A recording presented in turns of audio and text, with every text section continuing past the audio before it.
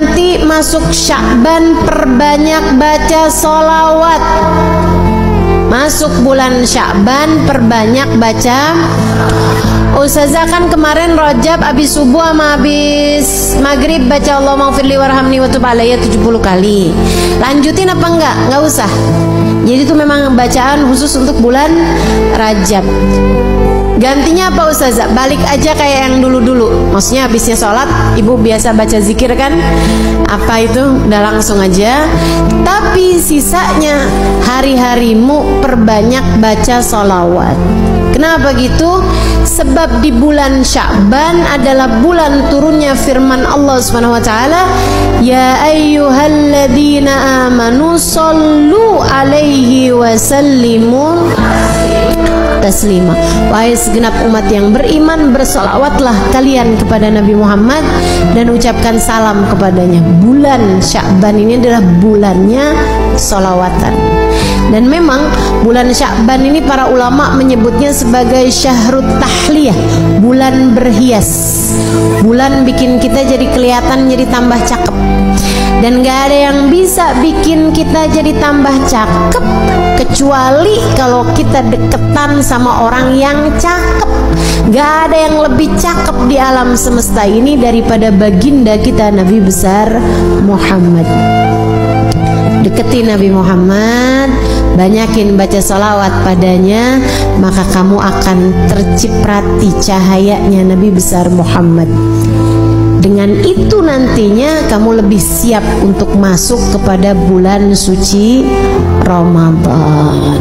Teman-teman sekalian, malam nisfu Sya'ban 14 malam 15 itu insya Allah akan terjadinya pada malam Jumat tanggal 13 Februari, hari Kamis malam Jumat tanggal 13 Februari gitu ya, malam nisfu Sya'ban, namanya Lailatul Barat gitu ya, malam Lailatul Furqan, malam pemisah nasib-nasib manusia. Kata Allah Subhanahu wa taala dalam Al-Qur'an, a'udzubillahi minasyaitonirrajim, yamhullahu ma yasha'u yuthbit wa indahu ummul kitab. Allah Subhanahu wa taala menghapuskan apa yang telah tertulis di Lauhil Mahfuz atau menetapkannya. Apa yang telah tertulis dari nasib-nasib kita di Lauhil Mahfuz, ada yang ditulis, ada yang ditetapkan, ada yang dihapus. Nabi Muhammad ketika menceritakan tentang ayat tersebut, kata Nabi Muhammad, dzaka lailatun nisf min Sya'ban. Kejadian revisinya, isinya Lauhil Mahfuz itu terjadi pada malam nisfu Sya'ban. Innallaha yanzur fi lailatin nisf min Sya'ban fayaghfir illal musyrik wal mudmin wal musyahin. Kata Nabi Muhammad, Allah memandang hamba-hambanya pada malam nisfu Sya'ban. Kemudian Allah mengampuni hamba-hambanya kecuali yang musyrik, kecuali yang pecandu, minuman keras ataupun narkoba dan sejenisnya. Mudah-mudahan Allah selamatkan keluarga kita semuanya dari hal-hal yang semacam ini insyaallah. Kemudian wal musyahin, yang di hatinya masih menyimpan dendam, permusuhan kepada sesama hamba Allah Subhanahu wa taala. Itu sisanya Allah ampuni. Itu malam penting, malam nisfu Sya'ban, malam perubahan nasib. Ibu, malam revisi nasib. Nah ini nih pada setiap tahun itu Allah punya malam revisi. Jadi Allah Subhanahu wa taala ada yang netepin, ada hapusin apa yang telah tertulis di Lauhil Mahfuz dari nasib-nasib kita sekalian, dari rezeki kita, dari keadaan kita hidup di dunia nih. Kemudian lagi termasuk darinya adalah masalah kematian kita, husnul khatimah ataukah su'ul khatimah. Karenanya di malam nisfu Sya'ban kita diajarkan oleh para ulama-ulama kita untuk membaca Yasin 3 kali dengan niatannya masing-masing. Yasin yang pertama dengan niat Allah karuniakan umur yang berkah, umur yang panjang dalam taat pada Allah Subhanahu wa taala, umur yang panjang baiknya, umur yang panjang kebaikannya, umur yang panjang pahalanya. Bukan asal umur panjang waktunya, bukan, tapi yang minta kita panjangin, yang kita minta Allah panjangkan adalah panjang pahalanya, panjang berkahnya, panjang manfaatnya, panjang kebahagiaannya. Mau nggak panjang umur di atas tempat tidur terus? Nggak mau kita, nggak mau. Makanya kita minta pada Allah Subhanahu Wa Taala umur yang berkah, umur yang dalam taat pada Allah Subhanahu Wa Taala. Kemudian Yasin yang kedua kita minta sama Allah Subhanahu Wa Taala biar Allah karuniakan rezeki yang halal, yang thayyib, yang berkah, yang mencukupi kita, yang mencukupi kita, biar cukup semuanya. Lagi mau ngawinin anak ada rezekinya, kan ya? Lagi mau nyunatin ada rezekinya. Lagi pengen ngasih anak-anak hadiah karena lulus sekolah ada rezekinya.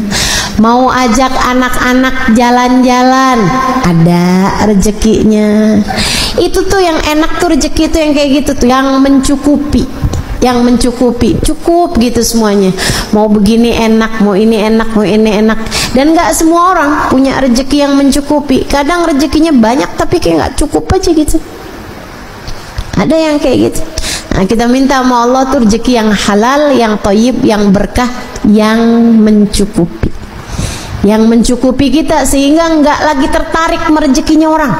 Gitu udah cukup kok, alhamdulillah. Itu yang kita minta sama Allah Subhanahu Wa Taala. Juga rezeki-rezeki yang lain, karena rezeki itu bukan cuma urusan uang, rezeki itu bukan cuma urusan harta, teman-teman. Kesolehan anak-anakmu itu adalah rezeki yang jauh lebih tinggi nilainya daripada sekedar rezeki harta. Betul nggak?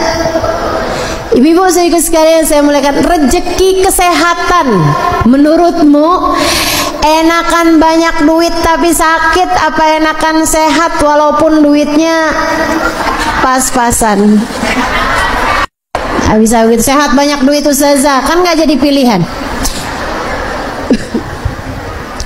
Bagaimanapun kan tetap lebih enakan kesehatan. Jadi kesehatan itu rezeki lebih mahal daripada rezeki harta gitu. Nah, kita minta semuanya mau Allah Subhanahu Wa Taala rezeki harta yang thayyib, yang berkah. Kita minta juga sama Allah rezeki kesehatan badan kita, keluarga kita, gitu kan ya. Kita minta juga sama Allah kesolehan diri kita, kesolehan keluarga kita, jadi ahli taat semuanya, jadi ahli ibadah semuanya, insya Allah. Kemudian Yasin yang ketiga kita minta sama Allah Subhanahu Wa Taala ini yang paling penting dalam kehidupan kita, yaitu dengan niat semoga Allah karuniakan kepada kita kematian dalam husnul khatimah, biar mati di saat iman begitu kuat dalam hati kita. Kita minta pada Allah agar di saat ajal menjemput kita, kita dimatikan dengan membawa iman dan Islam, bawa cinta pada Allah, bawa cinta pada Rasulullah, membawa bekelan amal-amal soleh, dan membawa dosa-dosa yang telah diampuni Allah Subhanahu Wa Taala.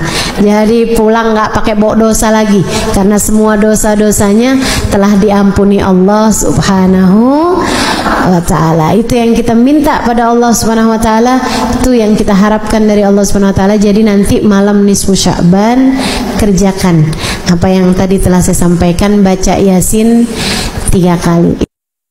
Habisnya nisfu Sya'ban yang nggak biasa puasa sunnah nggak boleh lagi puasa sunnah. Tapi yang masih punya hutang puasa wajib tetap boleh mengerjakannya sampai di hari terakhir Sya'ban sekalipun. Hutangmu dari puasa Ramadan yang lalu harus dibayarkan sebelum datangnya bulan suci Ramadan.